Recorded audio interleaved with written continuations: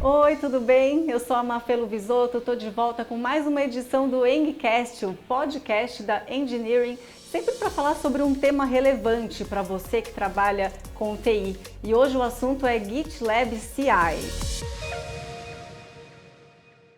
E para isso, temos aqui duas pessoas para contar tudo sobre esse assunto para a gente, que é o Rafael Rossi, que é desenvolvedor sênior aqui na Eng. Tudo bem, Rafa? Tudo bem, e vocês? Como é que estão por aí? Ótimo, e também aqui online, direto de Minas Gerais, de BH, o Fábio Maia, que é DevOps Engineer na Eng também. Tudo Olá, certo? pessoal. Tudo certo? Muito bom. Vamos começar então explicando o que é GitLab CI. Bom, eu vou só trazer uma introdução. O GitLab é um repositório que a Ing usa como o principal repositório de códigos.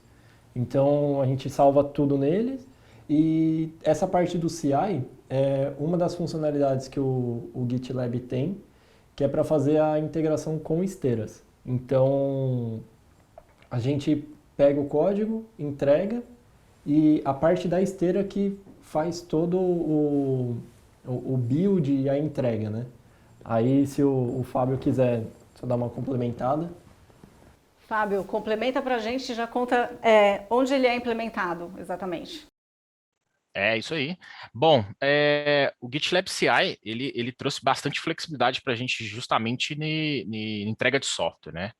A engenharia antes utilizávamos bastante Jenkins, e aí, assim, eu sempre fui um fã de Jenkins, mas o Jenkins deixou um pouquinho a flexibilidade de lado, assim, então a gente migrou para GitLab CI, e ele se encaixa bem em projetos mais atuais, assim, com tecnologias mais novas, né? Principalmente com Kubernetes ali, ele tem uma integração muito boa, assim, para a gente, principalmente em o Gitflow ali, né? Se você seguir a base do Gitflow, né? São todos os passo a passos que são necessários para poder entregar uma atualização, uma correção de bug, uma nova feature, qualquer coisa do tipo. Ele te dá uma gama ali de ferramentas para poder tornar isso um pouco menos nebuloso, vamos dizer assim. Quando você fala em Git Flow, tem a ver com pipeline? O Gitflow é uma forma que o Git escreveu de como você pode trabalhar numa esteira. Então, é mais ou menos um passo a passo para você poder criar uma esteira de uma forma melhor, né? Uma forma mais eficiente.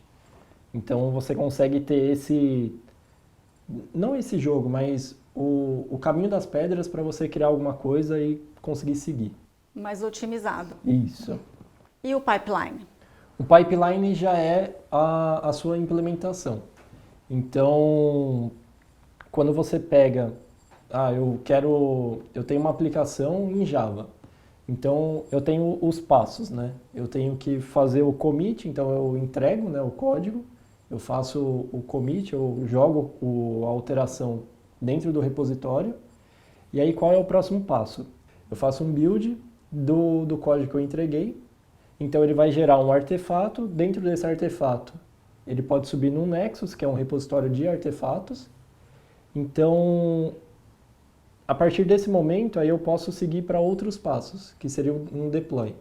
Então, eu pego esse artefato e coloco ele em algum lugar.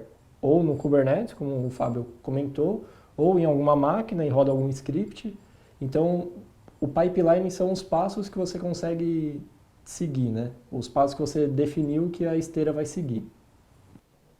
Fábio, se quiser complementar com alguma informação, fique à vontade. Ou então já me responde o que é o runner dentro do GitLab e como É, executá-lo. acho que o Rossi foi totalmente sucinto aí no que ele disse, né? Mas é basicamente isso. E, cara, um runner é mais uma flexibilidade que o GitLab Site traz para a gente, né?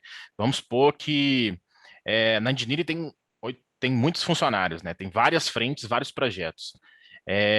Na forma comum de se fazer, por exemplo, se eu soltasse um novo build para fazer, só que o Rossi mandasse um build também, ele ia precisar esperar o meu terminar para o dele ser completado.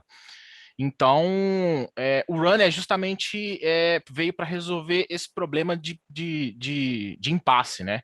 Então, se eu precisar rodar meu build, roda ali num runner específico, eu posso configurar um Docker para poder fazer esse build do meu software, e enquanto o meu está rodando, o Ross pode soltar um novo commit dele ali, e ele vai criar um novo runner para ele poder fazer o build simultaneamente. Então, eu não tenho nenhuma parada ali, ou precisa esperar alguma coisa, um outro build acontecer. Então, é mais uma flexibilidade que ele traz para a gente. E que plataformas que vocês utilizam? É, tem a plataforma própria do Git, que aí é o próprio Git CI, que ele é o... a gente está migrando para ser o principal. Então, a gente tem alguns projetos que ainda estão fora dele, que aí no caso seria o Jenkins, que são alguns projetos específicos que a gente tá fazendo essa migração, né? O próprio Jenkins ele tem algumas integrações com algumas outras aplicações, ferramentas terceiras, né, que a gente usa. Uma outra ferramenta que a gente usa para complementar a parte de esteira é o Sonar, que o Sonar faz a parte de qualidade de código. Então, todo o código que a gente entrega, ele passa por uma validação no Sonar, que aí ele compara o seu código com as melhores práticas que a gente definir, né? Você pode mudar algumas regras. E nele você consegue garantir que o seu software ele vai diminuir um pouco a chance de ter algum erro. Porque ele compara algumas variáveis, faz alguns testes e fala, ó, nesse ponto pode dar algum erro, tem que corrigir, nesse ponto é crítico, nesse ponto é só um alerta. Então, se der algum problema, você sabe que pode ser por aqui. Isso aí é só algumas ferramentas que a gente usa, né, para complementar a nossa esteira.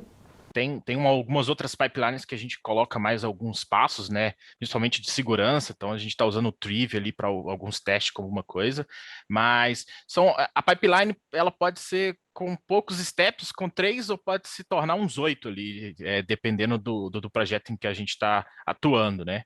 E aí alguns desenvolvedores ficam com a gente assim, poxa, minha correção de bug não foi para produção. Aí você vai ver lá, pô,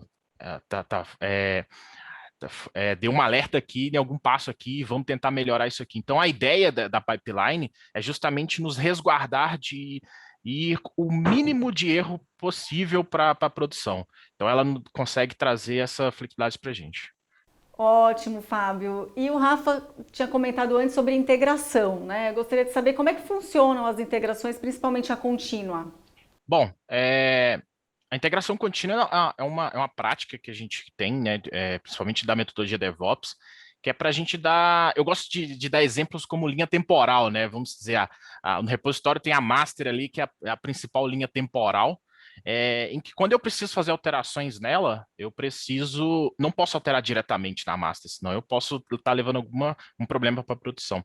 Então a gente cria algumas branches, né, para fazer essas alterações, e essas alterações são feitas em paralelo. Depois a gente faz um merge, que a gente chama de merge, para master, e aí ela entrega essa nova funcionalidade, ou uma correção de bug, um hotfix, algo do tipo, para a produção. E aí, vamos falar um pouco de integração contínua, então, com o GitLab CI, né? Ele também, como o GitLab nosso da Engineering, ele já tem todos os nossos repositórios de código, foi a integração com o código e com a pipeline foi extremamente mais fácil de se fazer, né? A curva ali foi bem mais tranquila de se fazer. Então, os ajustes que a gente precisou fazer foi exatamente da parte da pipeline mesmo. Pego o meu código, vejo ali o commit do Rafa se está certinho, se passou todos os steps de qualidade e segurança. Se ele estiver certinho, ele vai ver a feature dele lá no software em produção. É basicamente por aí. Ok. E tem o GitLab e o GitHub. Queria saber qual que é a diferença entre eles. A principal diferença é que eles são dois repositórios diferentes, né?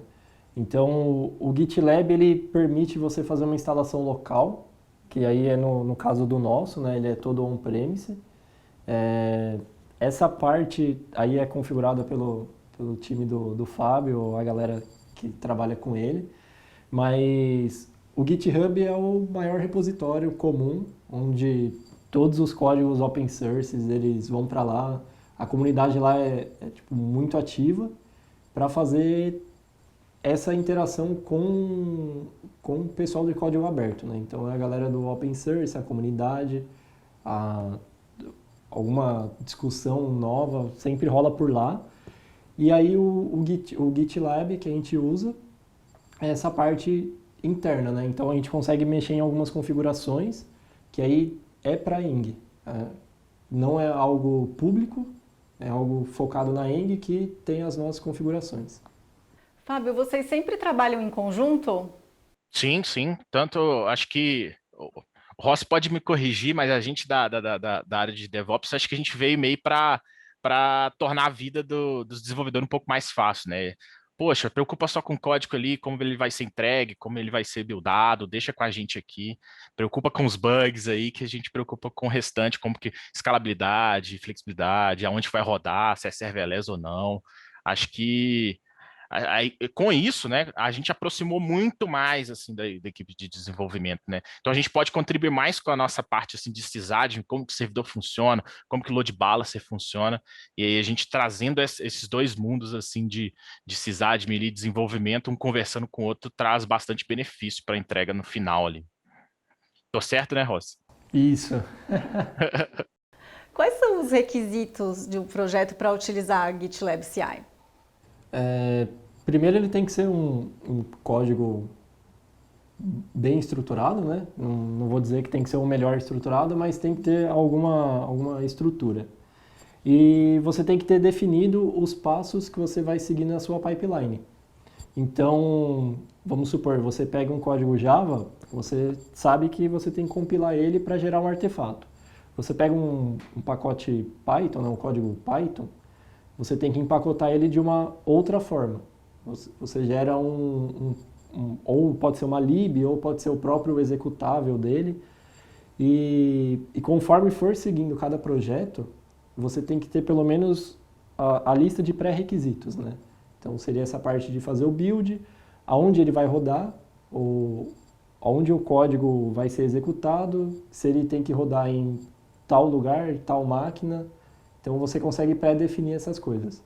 Sem isso, aí o Fábio pode me corrigir, mas eu entendo que sem pelo menos essa mínima estrutura você não consegue gerar uma esteira viável, né? É isso mesmo, Fábio? Eu acho que o mínimo do mínimo ali são 3 steps, né? São pegar o repositório, fazer o build dele. Acho que o build é bem genérico, né? Pode ser um Java e você vai precisar fazer compilar aquilo mesmo. Se for um Python, você vai encapsular em algum momento ali alguma coisa.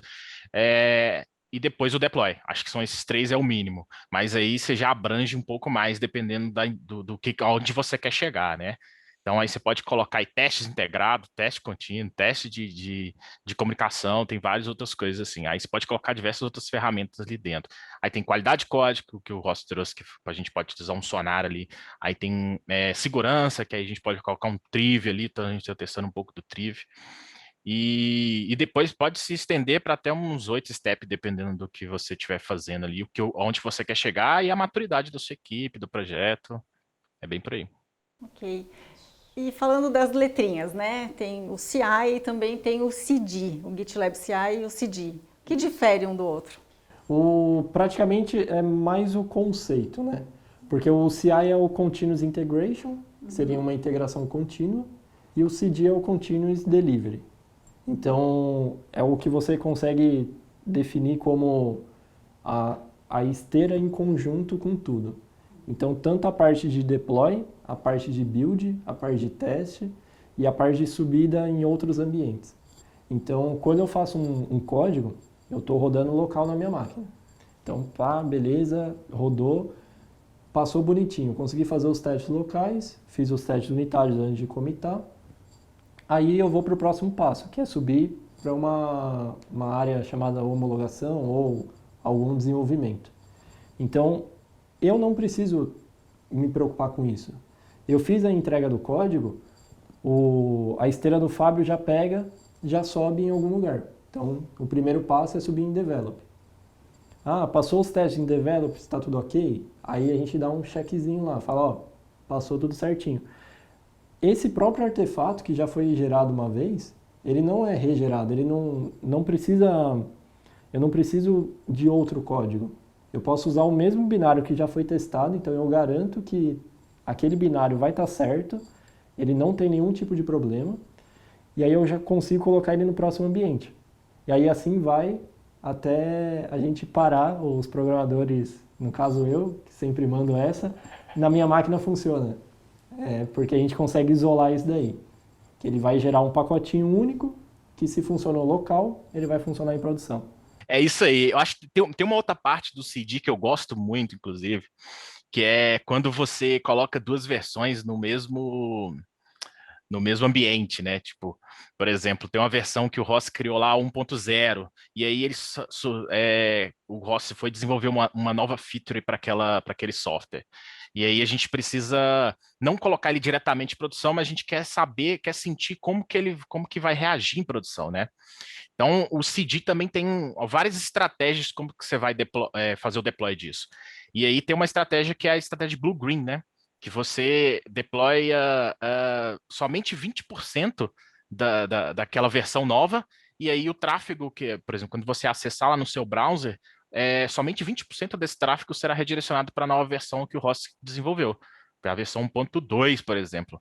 E aí tem a feature, a gente pode pegar métricas ali, entender um pouco melhor, falar, ó, Rossi, aqui, olha só, o que você acha disso aqui que estourou aqui? Vamos dar uma olhada.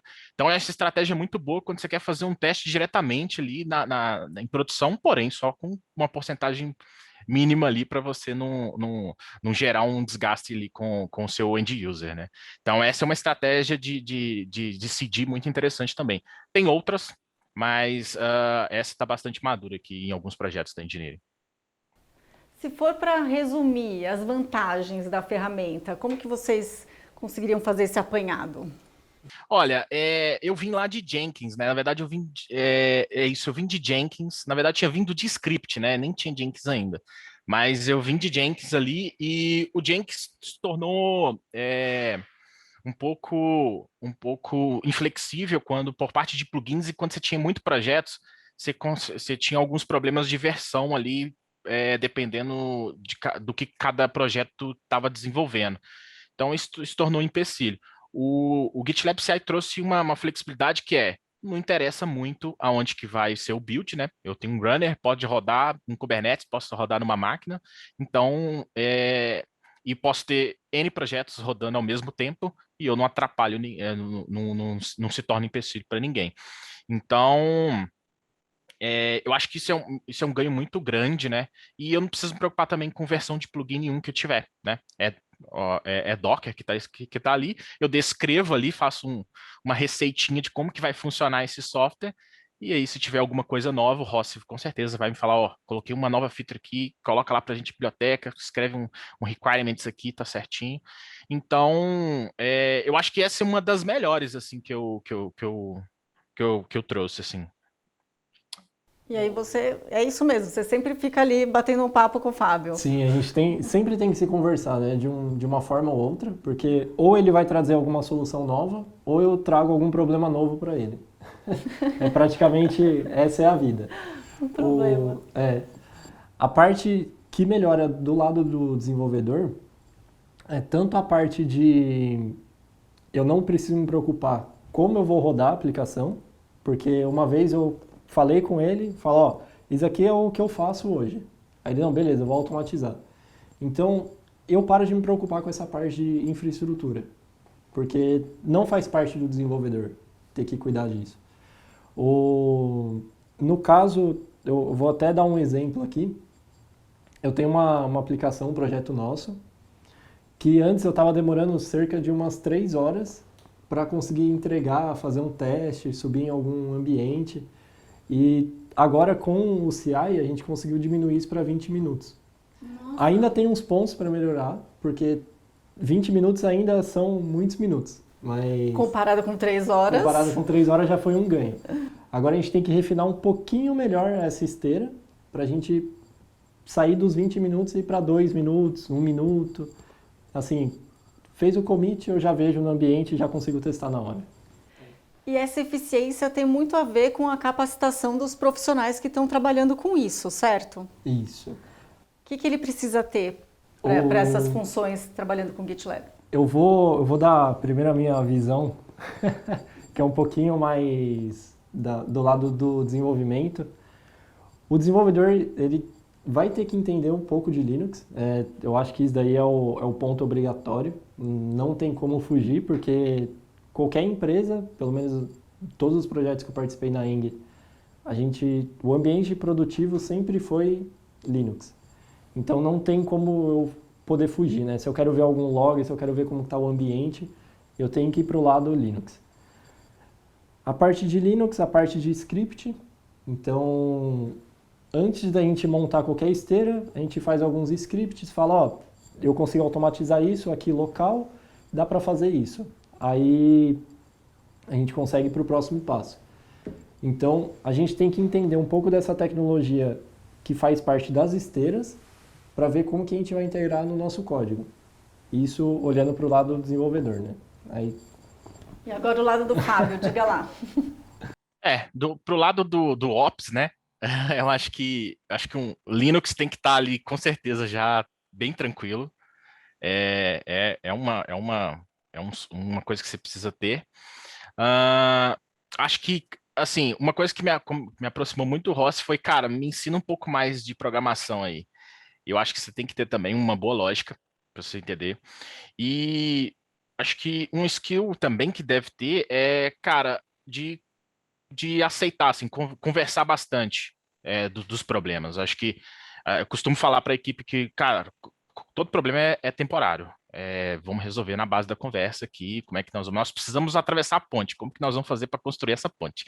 É isso que nós vamos discutir. E acho que Docker é uma coisa que precisa, acho que não só Docker, né? Vamos dizer assim, containerização é interessante ter. Acho que um pouco de redes também tem que ter um pouco como que funciona ali, um load balancer, alguns protocolos HTTP, TCP, como que funciona. Hoje, né, gRPC, né, Rossi, gRPC. E aí, em alguns cenários, isso pode ficar um pouco mais, vamos dizer assim, um pouco mais difícil, assim, com Service Mesh, com algo do tipo assim. Então, rede Linux pode te ajudar bastante a desvendar esse mistério do que é o Service Mesh. Bom, é isso. Acho que um Git, né, um SCR, SM, bastante na sua cabeça, é bom ter como funciona uma branch, uma tag, como que promove isso para um merge, é interessante ter para você conseguir entender todo o fluxo, né? Acho que algumas metodologias também, né? Um Git flow ali para você entender como que começa o código, para onde que ele vai, por que que ele está ali, é, até no deploy. Acho que deixa eu ver, acho que métricas também, né? Acho que monitoramento, um observability ali, entender uns gráficos, coletei uma métrica ali do software em produção que o Rossi desenvolveu, vamos levar para ele para discutir sobre, olha aqui, essa request aqui está dando isso, como é que a gente pode melhorar? Vamos dividir esse microserviço, olha só o tanto que ele está tomando, será que a gente pode dividir esse cara aqui? E é por aí. Eu devia ter feito outra pergunta, o que não precisa saber, né? Queria só complementar, é bom ter a parte de inovação, porque é um ponto assim que você não consegue não inovar. Você é obrigado. Nesse mundo de TI, você tem que sair dando o primeiro passo para inovar em algum lugar. Seja na esteira, seja no código, alguma melhoria que você vai fazer, mas tem que ter essa paixão por querer mudar, né? Você nunca pode estar acomodado. E como que é a inovação dentro disso? Como que você vê a evolução de GitLab? O GitLab em si, eu vejo como eu pegar um código que eu acabei de desenvolver, não sei nada dele, não sei como rodar, e o Fábio já tem um template pronto, fala, ó, você tem esse código Java, tá aqui sua esteira. No momento que eu criar o repositório, já está pronto. Eu já consigo rodar, já está subindo em algum lugar, aqui está só o URL de produção. E Fábio, você agora, quais são as perspectivas aí de melhoria para o futuro? Bom, eu acho que a tendência vai ser abstrair bem mais a questões de pipeline. Eu acho que deve entregar muito mais abstração ali com containerização, até o runner, eu acho que deve ser mais abstraído. Deixa eu ver, acho que tem algumas semanas está em beta ainda o GitHub entregou o Copilot, né, que é tipo é uma inteligência artificial que te ajuda ali a desenvolver.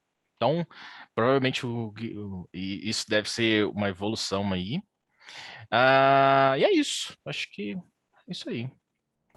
Bom, eu acho que a gente já está chegando no final desse bate-papo. Se vocês não falaram sobre algum tema aí que é importante falar, vocês podiam trazer agora no final. Só puxar um pouco da abstração, o legal dessa área de DevOps é você fazer a vida do desenvolvedor ficar mais fácil. Então, o que vai acontecer mais para frente, né? Vamos colocar como principal objetivo. O desenvolvedor não precisa conhecer servidor, não precisa conhecer cloud, não precisa conhecer redes. Quem precisa fazer isso é a pipeline. A pipeline vai deixar tudo configurado e o desenvolvedor se preocupa exatamente com o código. Então, eu paro de pensar, esse problema deve ser ambiente. Não, esse problema ou está no código ou não está no código. Então, essa parte de você conseguir criar um padrão e tirar essa responsabilidade do desenvolvedor, acho que é um ponto assim que é um ponto fundamental na parte de CI/CD. Os problemas você joga para lá, né? Os problemas eu deixo com ele.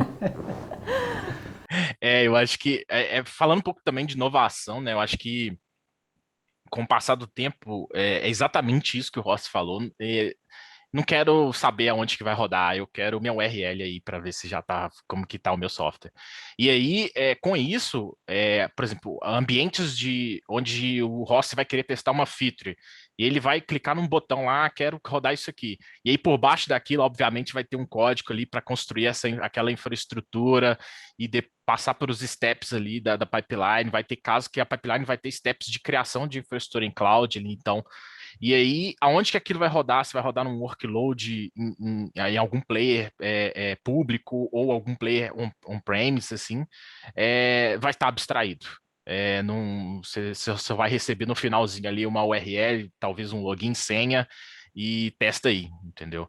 Acho que realmente o Rossi vai estar prevendo o futuro aí. Muito bom, rapazes. Então a gente chega ao fim desse bate-papo. Quero agradecer a presença de vocês dois. Boa. Obrigadão, gente. E é isso. E agradeço ao Fábio também. Obrigada.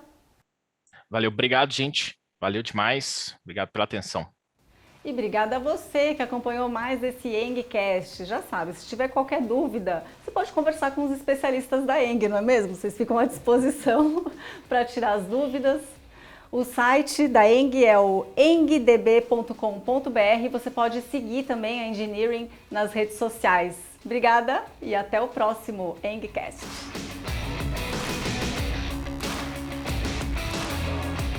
Pessoal, eu já ia me esquecendo. Depois deem um pulinho no site da Engineering e confiram as oportunidades de trabalho.